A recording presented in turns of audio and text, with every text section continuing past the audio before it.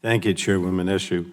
Today, the subcommittee will have an important hearing about federal cannabis policies. While state laws and public perception around cannabis and its derivatives have evolved over the years, much of the federal framework that regulates cannabis has stayed the same. In my home state of New Jersey, for example, state law allows for the use of medical cannabis, and at the end of last year, state lawmakers passed a referendum that will put the question of legalizing adult cannabis use to New Jersey voters on the 2020 ballot this coming November.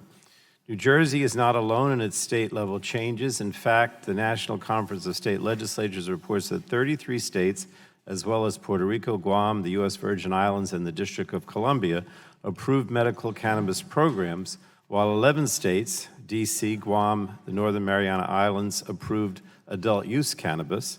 And although some states have changed their own policies, national laws such as the Controlled Substances Act have yet to change in the same way. And that's why we're looking forward to this hearing from a panel of agency witnesses who agreed to appear before the subcommittee today. The Drug Enforcement Agency, the FDA, the National Institute on Drug Abuse all play crucial roles on federal cannabis policy, from researching its benefits and harms to protecting the American public from bad actors. And I hope that we can learn about what the agencies believe works and what needs to be changed. We'll discuss 6 bills offered by both Democrats and Republicans, some bipartisan.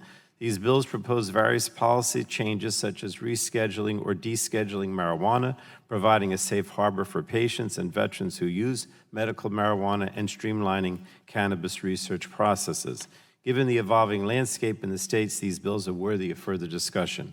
And I'm particularly interested in hearing about how federal agencies are reducing barriers to research and enabling research on cannabis to thrive. I'm also interested in how the agencies are working together to regulate a cannabis derivative recently removed from the Controlled Substances Act, and that's a CBD or cannabidiol. I guess that's how it's pronounced.